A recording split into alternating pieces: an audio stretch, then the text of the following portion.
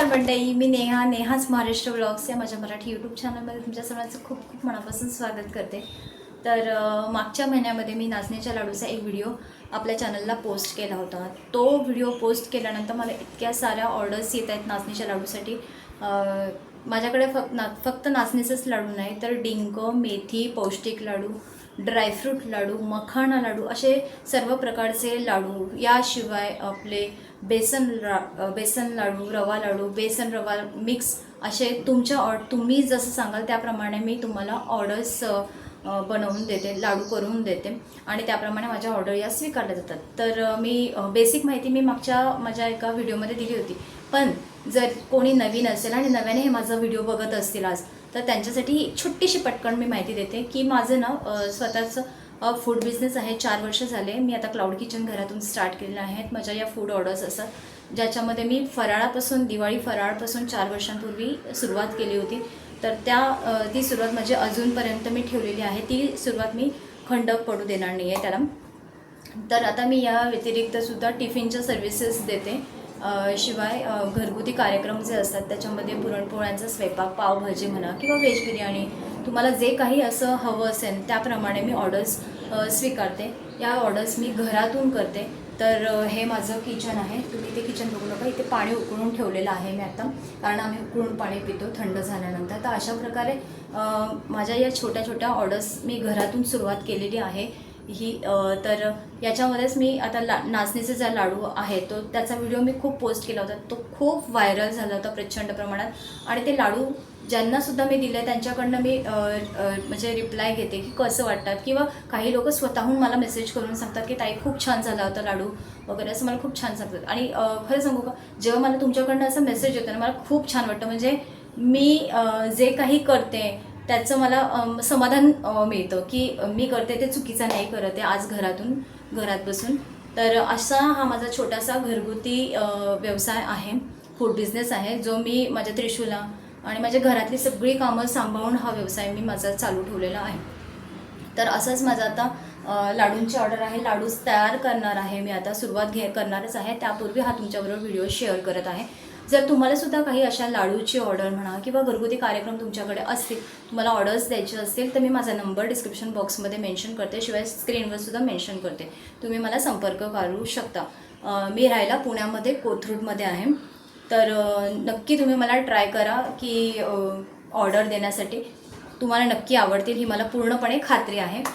तर आता आपण जास्त वेळ घेणार नाही आहोत, आपण लाडूला स्टार्ट करूयात. जे कोणी नवीन बघत असेल त्यांना लक्षात येईल की माझ्या ऑर्डर्स मी कशा प्रकारे कंप्लीट करते. तर एक जाडबुडाची कढई आपण घ्यायची सर्वात पहिले. म्हणजे कुठलीही गोष्ट तुम्हाला भाजायची असेल ना तर जाडबुडाची कढई शक्यतो घ्यायची. तर सर्वात पहिले आता ना मी मखाणा भाजून घेत आहे. तर हे 50 ग्रॅम मखाणा मी इथे घेतलेले आहे भाजायला. चांगले खरपूस होईपर्यंत, क्रिस्पी होईपर्यंत आपल्याला मखाणे मस्तपैकी भाजून घ्यायचे आहे. मखाणे ना थोडे चिवट असतात. आता मी 10 मिनटं झाले तर हलवते आहे. तर हे बघा अजून तुटत नाही आहे. तर हे असं तुटलं पाहिजे तोपर्यंत आपल्याला चांगलं भाजत राहायचं आहे त्याला.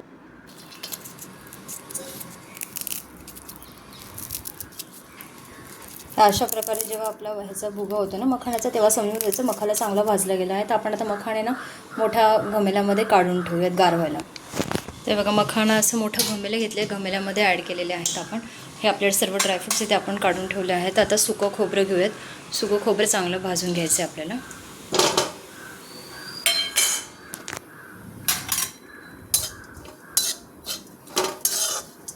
सुकं खोबरं चांगलं खरपूस होईपर्यंत बारीक गॅसवरच भाजायचं आहे बरं का, कारण काय होतं खाली न लागण्याची शक्यता असते. त्यामुळे बारीक गॅस ठेवायचा आणि मगच भाजून घ्यायचं सुकं खोबरं. तर खोबरंसुद्धा आपलं चांगलं भाजून झालं आहे. तुम्ही बघू शकता कलर चेंज झाला आहे खोबऱ्याचा.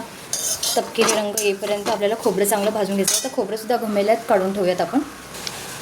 आता याच कढईमध्ये आपण तीळ घेऊयात. हे गावरान तीळ मी इथे घेतले आहे. तुमच्याकडे जर सफेद तीळ असेल, सफेद तीळ घेतले तरीही चालणार आहे. कारण तीळ यासाठी घालते मी लाडूमध्ये, कारण तिळाने कॅल्शियमची कमतरता शरीरातली भरून निघते, कारण आपण इतके पौष्टिक लाडू बनवत आहोत. तर यासाठी मी इथे तीळ घातलेले आहेत.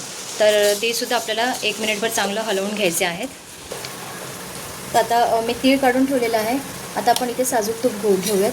तर मी तूप ना थोडंसं मेल्ट करायला ठेवलं होतं. हे बघा इथे तुम्ही बघू शकता, हे साजूक तूप मी एका डब्यात काढून ठेवलेलं आहे. तर आता तूप आपण याच्यामध्ये थोडंसं घालणार आहोत आणि आपण ज्या सगळे सूर्यफूल बी, मगज बी आणि कलिंगडाच्या बिया ज्या घेतलेल्या आहेत ना, त्या आपण बिया ह्याच्यात चांगल्या परतून घेणार आहोत.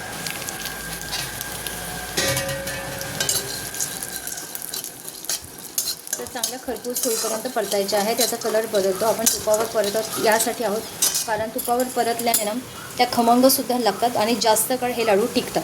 तर अशा प्रकारे आपण हे चांगले भाजून घेत आहोत तुपावर. एक मी तिन्ही प्रकारच्या बिया घेतलेल्या आहेत. मगज बी घेतलेली आहे, सूर्यफूल बिया घेतलेल्या आहेत आणि या कलिंगडाच्या बिया आहेत.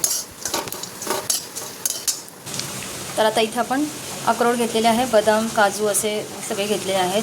काळे मनुके आता मी घेतलेले नाही आहेत, पण काढते पिशवीतनं काढायचे राहिले. हे पिवळे मनुके आहेत. तर आता आपण हे ड्रायफ्रूटसुद्धा चांगले भाजून घेऊ. तर हे बघा, डाळ्या हे जे होतं ना आपलं सूर्यफूल बिया, मगज बी आणि कलिंगड बी, हे मी काढून ठेवले आहेत एका सेपरेटली ताटामध्ये. आणि आपण आता या सर्व ही जी ड्रायफ्रूट आहेत ना, ती आपण आता चांगली मस्तपैकी भाजून घेऊयात. तर आता इथे तुम्हाला ड्रायफ्रूट्समध्ये जे काही ड्रायफ्रूट्स तुम्हाला आवडत असतील ना, ते ड्रायफ्रूट्स तुम्ही इथे घालू शकता. तर अशा प्रकारे आता हे मस्तपैकी आपण तुपावर चांगलं भाजून घेऊया. 1 चमचा तूप टाकलं आहे मी त्याच्यामध्ये आणि कलर चेंज होईस्तोवर आपले ड्रायफ्रूट्स भाजून घ्यायचे आहेत. हे बघा, आपण 1-2 मिनटं झाली ड्रायफ्रूट्स भाजवायला. तर थोडासा ना स्लाइटली कलर ड्रायफ्रूटचा चेंज व्हायला सुरुवात झालेली आहे. तर अशा प्रकारे आपण इथे भरपूर ड्रायफ्रूट वापरलेले आहेत आणि आपण हे जे लाडू करणार आहोत ना, हे जवळपास 1 ते सव्वा किलोच्या आसपास हे लाडू होणार आहेत. त्यामुळे तुम्ही बघू शकता मी ड्रायफ्रूटचा वापरसुद्धा जास्त प्रमाणात केलेला आहे इथे लाडूसाठी.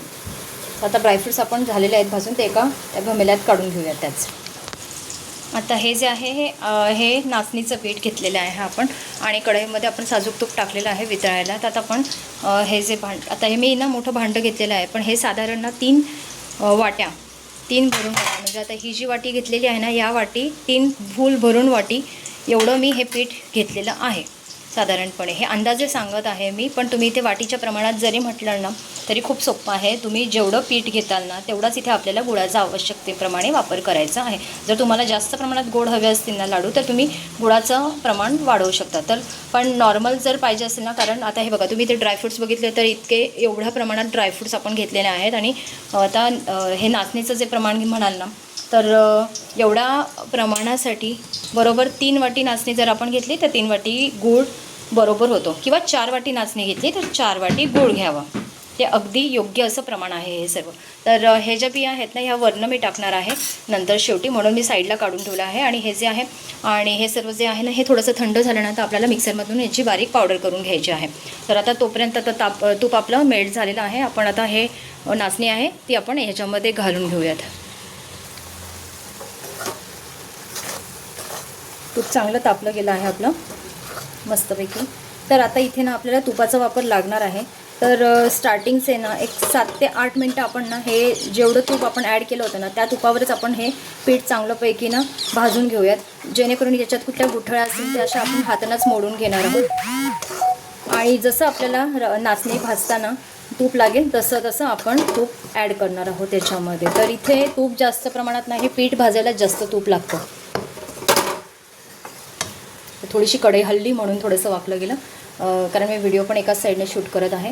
तर ठीक आहे, मी हे नाचणीचं पीठ चांगलं भाजून घेते आणि तुम्हाला सांगेल मी किती वेळ लागतो आहे मला हे पीठ भाजायला. तर आता बरोबर आपल्याला इथे 20 ते 25 मिनटं झालेली आहे, पण अजूनसुद्धा हे पीठ पूर्णपणे भाजलं गेलेलं नाही आहे, अजून कच्चं आहे थोडंफार.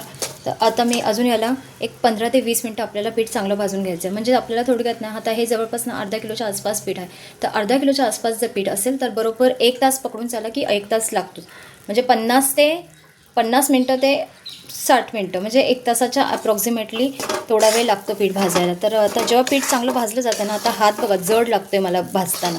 जेव्हा तुमचं पीठ चांगलं भाजलं जातं खरपूस असं मस्तपैकी मोकळं होतं ते, तेव्हा हात ना जड जाणवत नाही. जसं तुम्ही बेसन पीठ भाजताना सेम त्याच पद्धतीने तुम्हाला हे पीठसुद्धा भाजून घ्यायचं आहे. तर थोडेसे पेशन्स लागतात हे पीठ भाजण्यासाठी. जर तुम्ही मोठा गॅस करून भाजाल ना तर हे जे पीठ आहे ना खाली करपतं आणि त्याचा कडवटपणा जो असतो ना, करपटपणा किंवा कडवटपणा म्हणा पीठ भाजल्यानंतरचा, तो ना लाडवामध्ये उतरतो. त्यामुळे ना पीठ भाजताना चांगलं मंद गॅसवरच भाजायचं. तर आता मी सुद्धा बघा मंद गॅसवरच भाजत आहे पीठ. तर अशा प्रकारे आपल्याला आता हे पीठ चांगलं अजून भाजून घ्यायचं आहे 15 ते 20 मिनटं. त्यानंतर आपण पुढच्या स्टेपला जाऊयात. पीठ चांगलं भाजलं गेलं आहे आता, हे बघा जरासुद्धा आता हाताला ना घट्टपणा किंवा असं कडकपणा जाणवत नाही आहे. पीठ भाजताना एकदम मऊ झालेलं आहे पीठ. आता आपण काय करणार आहोत, हे पीठ जे आहे ते भांड्यात काढून ठेवणार आहोत घमेल्यात. आणि इथं मी गूळ पण घेतलेला आहे. आता जेवढं पीठ घेतलं होतं तेवढाच वाटी म्हणजे पूर्ण भांड्यावर गूळ घेतलेला आहे. आता हे सर्व जे साहित्य आहे ना आपल्याला ते थोडं थोडं करून मिक्सरमधनं बारीक करून घेऊयात. हे सर्वात पहिले आपण ड्रायफ्रूट्स जे आहेत ते सगळे ड्रायफ्रूट्स घेतलेले आहेत आणि ते बारीक करून घेऊयात. आणि मग इथेच घमेल्यामध्ये साईडला ओतून घेऊयात. आणि हे मखाना आणि खोबरं जे आहे ते नंतर भाजून घेऊयात, नंतर मिक्सरला फिरवून घेऊयात. हे बघा, हे सर्व अशा प्रकारे अशी जाडसर आपण भरड करून घेतलेली आहे सर्व ड्रायफ्रूट्सची. आता ती भरड आपण इथे ओतून घेऊयात. हे मी सगळं साईडचं काढते, हे पण मिक्सरला फिरवून घेते. त्यानंतर आपण बघूयात पुढचा भाग. तर आता मी पीठ जे आहे ते काढून घेतलं आहे घमेल्यामध्ये. आणि आता ही खारीक पावडर आहे. खारीक पावडर आपण अशी कोरडी मस्तपैकी भाजून घेऊयात. 1 मिनिटभर खारीक पावडर आपल्याला फक्त भाजून घ्यायची आहे, कारण तेवढी सफिशियंट होते 1 मिनिटभर. कारण नाहीतर जास्त भाजायला गेलात ना तर ती खारीक पावडर खाली जळण्याची शक्यता असते. तशीच कोरडी आपण 1 मिनिटभर आपण चांगली परतून घेऊयात. आता याच कढईमध्ये मी खारीक पावडर काढून झाल्यानंतर ना 2 चमचे म्हणजे आपलं पोहे खायचा चमचा असतो ना त्या चमच्याने तूप टाकलेलं आहे, साजूक तूपच आहे आपलं.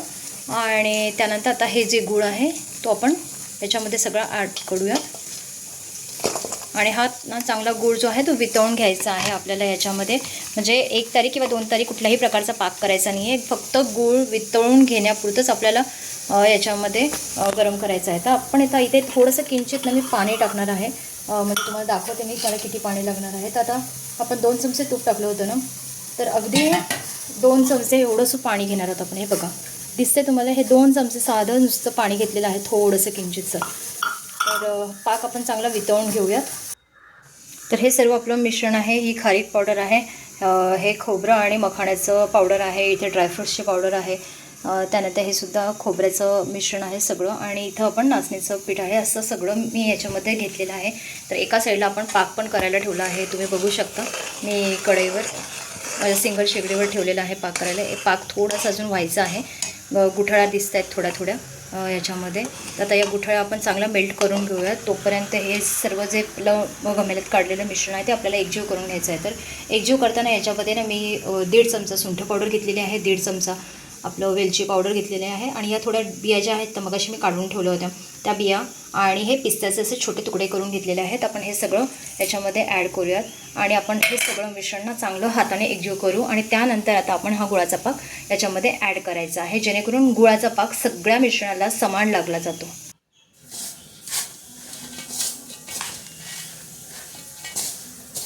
हे सगळं ना हाताने चांगलं एकजीव करून घ्यायचं मस्तपैकी, म्हणजे ना गूळ छानपैकी सगळीकडे लागला जातो. तर पाक आपल्या एका साईडला मी ठेवलेला आहे शेगडीवर. आता हे मिक्स करून घेऊयात आणि मग लगेच पाक ओतूया त्याच्यावर. पाक झालेला आहे आपला चांगल्यापैकी. आता पाक आपण ॲड करून घेऊया त्याच्यावर.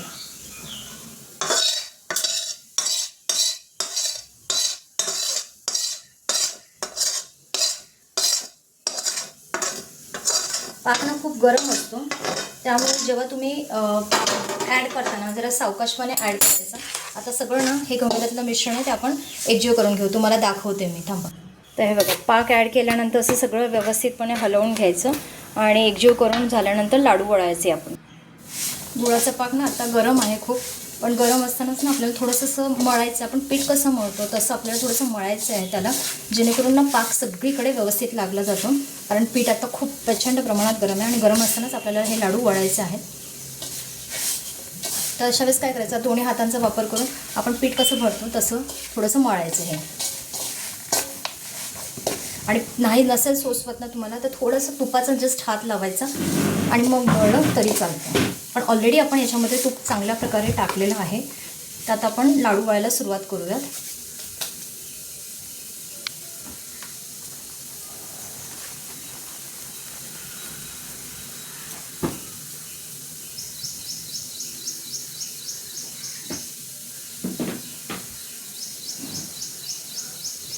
अंधार येतोय ना म्हणून ते तुम्हाला दिसत नाही आहे, इथे कळत नाही आहे. पण लाडू तुम्हाला दाखवते मी, जवळनं दाखवते, थांबा.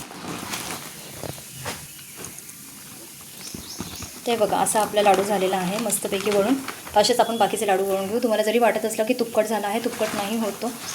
जसजसं गार होतो ना तो कोरडा व्हायला सुरुवात होतो. असेच आपण आता ह्याचे बाकीचे लाडू सगळे करून घेऊयात पटापट. जर तुम्हालासुद्धा हा आजचा व्हिडिओ लाडूचा आवडला असेल ना तर माझ्या या व्हिडिओला एक लाईक करा, शेअर करा. चॅनलवर नवीन असाल तर चॅनलला सबस्क्राईब करा. आणि माझा हे लाडू जर तुम्हाला हवे असतील तर माझा नंबर डिस्क्रिप्शन बॉक्समध्ये आणि स्क्रीनवर मेन्शन करते. तिथून मला तुम्ही संपर्क करू शकता आणि ही लाडूची ऑर्डर मला मागवू शकता. भेटूयात पुढच्या भागात. तोपर्यंत बाय बाय.